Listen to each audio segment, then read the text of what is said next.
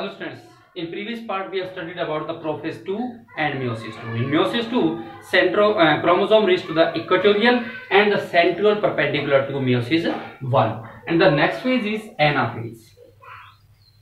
Anaphase is the third stage of meiosis. Meiosis है तो meiosis की third है, mitosis तो mitosis की third stage है. Anaphase 2. Anaphase 2 है तो इसका मतलब meiosis 2 की ये third phase है. Ana means up. इसका मतलब यहाँ पर क्रोमोसोम जो है वो टूटेंगे. क्रोमोसोम टूटेंगे, क्यों टूटेंगे? क्योंकि स्पाइंडल फाइबर जो हैं वो रिड्यूस होंगे और स्पाइंडल फाइबर रिड्यूस होंगे तो इसके कारण से chromosome start to up. Anaphase 1 में थोड़ा सा टूटते हैं और एनाफेज जब कंप्लीट अर्ली एनाफेज के अंदर और जो लेटर एनाफेज में उसमें सारे के सारे क्रोमेटिड टूट करके कहां चले जाते हैं? पोल की तरफ चले जाते हैं. Just we have seen that this the first cell and again the second cell. Centriole,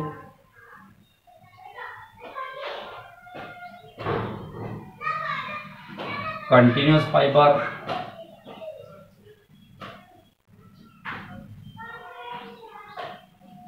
this one like structures, and it contains chromatids होंगे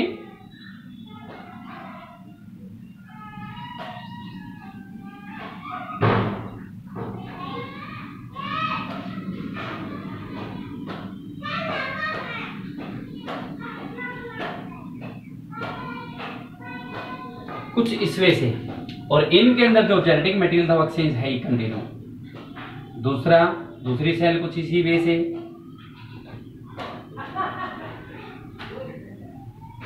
कंटिन्यूअस फाइबर,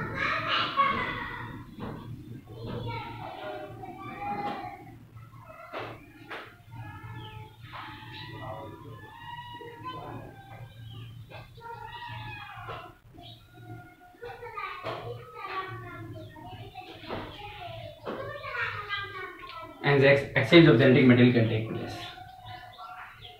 Just उसी वजह से एनाफेज 3 के अंदर क्या हुआ? What is the significance occurred? First one, the fiber, जो spindle fibres हैं start to reduce. Early phase में start to reduce और जब लेटर फेज हो जाती है तो रिड्यूस होकर के ये क्रोमेटिड जो होते हैं वो कहां पहुंच जाएंगे? पोल के ऊपर पहुंच जाएंगे. Start to reduce the chromosomes. क्योंकि as we have already discussed, chromosome कुछ इस वे से प्रसिस्ट होते हैं एनाफेज के अंदर. तो सेंट्रोमियर सेंटर से डिवाइड होगा. क्यों? Spindle fibre attach to the kinetochore. ये काइनेटोकोर है, इससे अटैच है.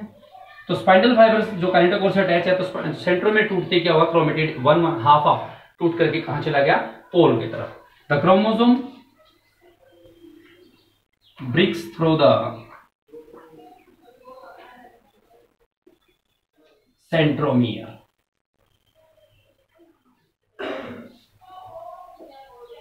The chromatid in later anaphase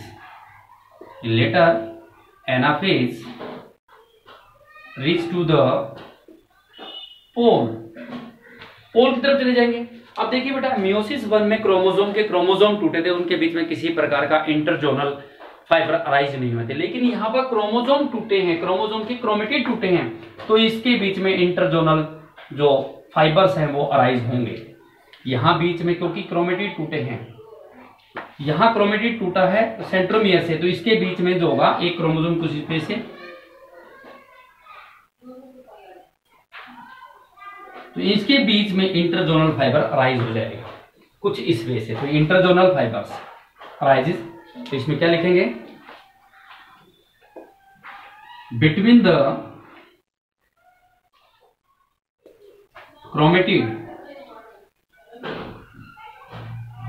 the interzonal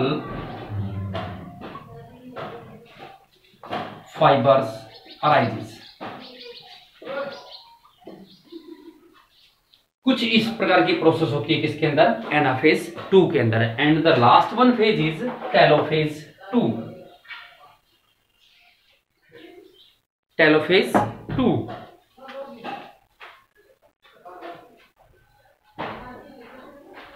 It is the last phase of meiosis 2. It is the last phase of meiosis 2. And as we know the tail means end. इसमें chromosome बिल्कुल and पे चले जाएंगे. Telophase is opposite to the prophase. So what would happen? This is the cell 1 and this one is the cell 2. Centriole. These are the centrioles.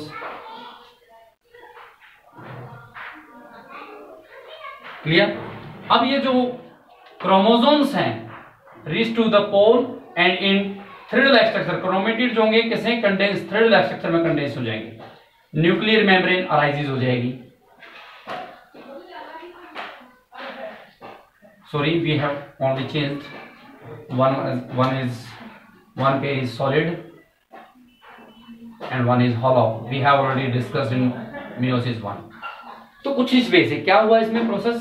First one, nuclear membrane reappear. उसमें क्या था disappear, तो इसमें क्या हुआ reappear.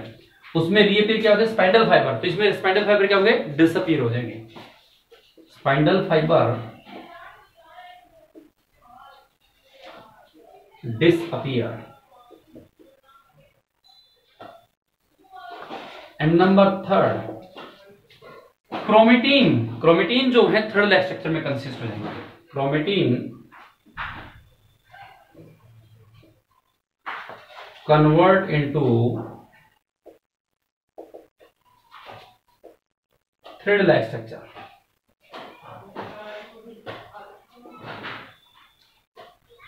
Thread like structure as well as the cell membrane, जो इसके बाहर की cell membrane that start to impulse inside, constrict होना स्टार्ट कर देगी. इसी स्टेज के अंदर ही कंस्ट्रिक्शन हो जाएगा. The cell membrane start to constricted. Clear? These are occurred in the telophase 2. All these processes meiosis 2 के अंदर पहली प्रोसेस कैरियोकाइनेसिस फॉर हुई. Prophase 2, metaphase 2, anaphase 2, telophase 2. These are the karyokinesis process.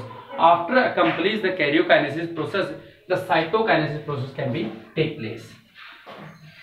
Cytokinesis. अब cytokinesis के अंदर है cell जो cytoplasm है वो डिवाइड होना शुरू हो, तो यहां से सेल डिवाइड हो जाएगी.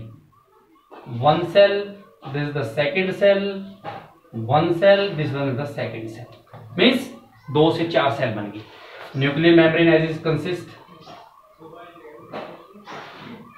centriole nucleus membrane consist, one pair of chromosome present. Centriole nucleus membrane consist and one pair of chromosomes. Centriole nucleus membrane consist and one pair of chromosomes. We have seen that after completed the meiosis 2, all the cells are haploid. अब देखिए बेटा meiosis जो process थी, meiosis के अंदर एक diploid cell ने participate किया. मींस नंबर ऑफ क्रोमोसोम कितने थे 4. और जो मियोसिस प्रोसेस हुई तो मियोसिस 1 के अंदर कैरियोकाइनेसिस साइटोकाइनेसिस के बाद क्या देखा हमने, इस सेल से 2 सेल डिवाइड हो गई, 2 सेल बनी. उन दोनों सेल में क्या था number of chromosome 2, number of chromosome 2. After completed the meiosis 1 and meiosis 2, after completed the meiosis 2, each cell divided into 2 daughter cell. 2 daughter cell means number of chromosome 2, number of chromosome 2, and this one also contain number of chromosome 2 and number of chromosome 2. As we have seen that in meiosis the diploid cell can participate, but after completed the meiosis 1, this diploid cell divided into 2 daughter cell. और daughter cell कौन सी haploid. ये सारी cell कौन सी हैं haploid. It means number of chromosome reduce हो गए. सो इस प्रोसेस को क्या बोलेंगे रिडक्शनल प्रोसेस, रिडक्शनल फेज या reductional process. Meiosis 1 is the reductional phase. अब मियोसिस 1 में पार्टिसिपेट कौन सी सेल ने किया था हैप्लॉइड ने. इस हैप्लॉइड से डॉटर सेल जो 2 बनी हो सारी सेल कैसी बनी हैप्लॉइड ही बनी है. इसका मतलब मियोसिस 2 में जो पार्टिसिपेट किया हैप्लॉइड सेल ने, उससे डॉटर सेल भी हैप्लॉइड ही बनी। इसका मतलब ये फेज कौन सी कहलाई? Equational phase. Equational phase. तो meiosis 1 is the reductional phase and meiosis 2 is the equational phase. But overall देखते हैं मियोसिस के अंदर, ओवरऑल में पार्टिसिपेट किसने किया था? डिप्लॉइड सेल में। और जब दोनों सेल मतलब मियोसिस में दोनों प्रोसेस कंप्लीट होगी, मियोसिस 1 एंड 2, लास्ट में डॉटर सेल कैसी हैं? हैप्लॉइड। तो ओवरऑल चेक करते तो मियोसिस 2 या meiosis process is known as reductional, क्योंकि डिप्लॉइड थी, हैप्लॉइड में चेंज हो। Clear? This is the meiosis second process completed. And now what are the significance of meiosis process? अब मियोसिस प्रोसेस के क्या सिग्निफिकेशन है, क्या क्यों होती है मियोसिस प्रोसेस, किस लिए की जाती है? जो meiosis significance of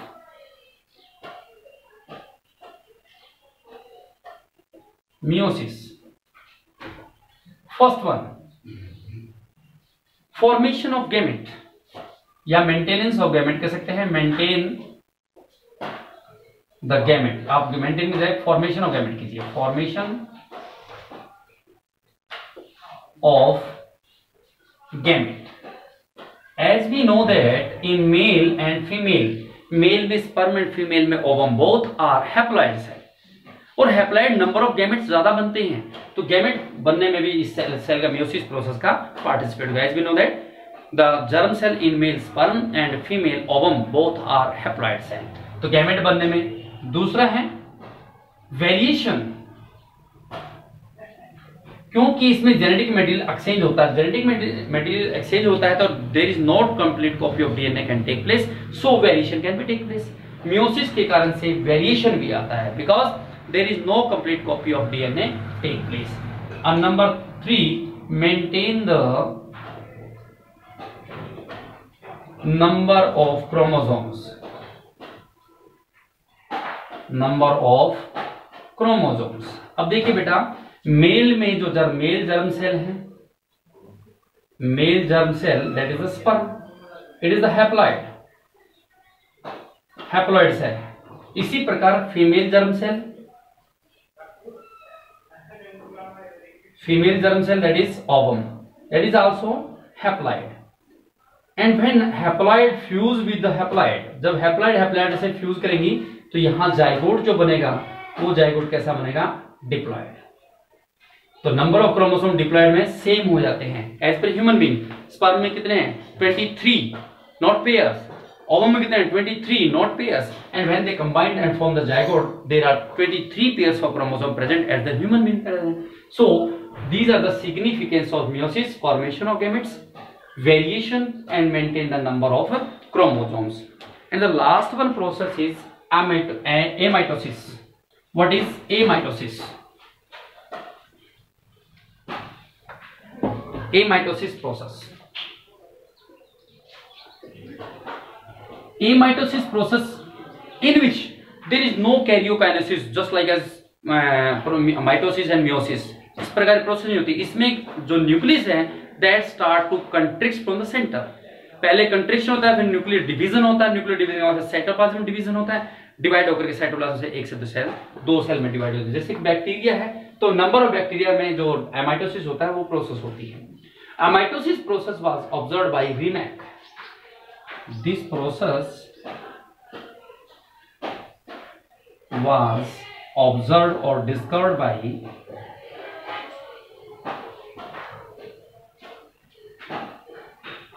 Remak.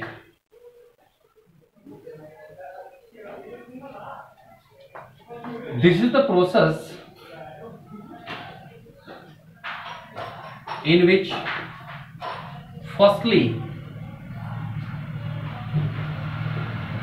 the nucleus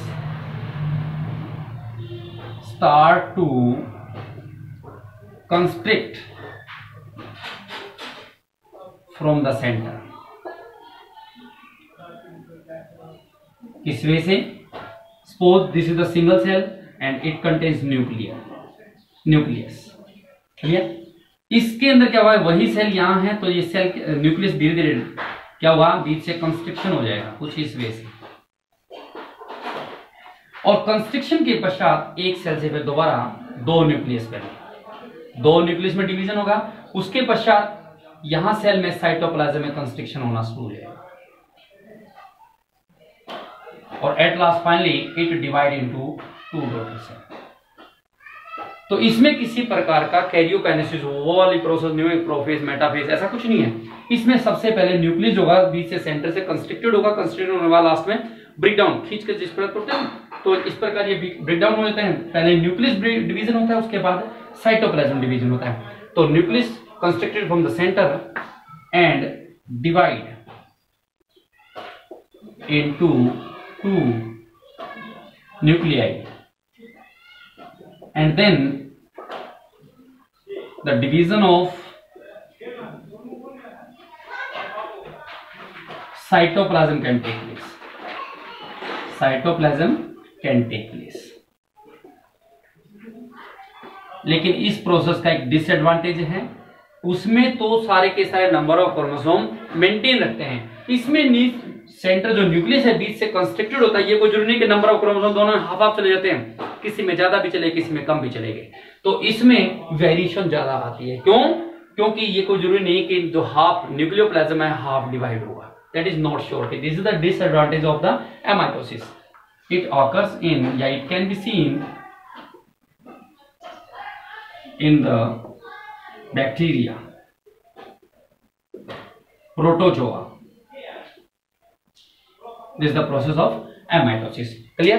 Now this chapter has been completed.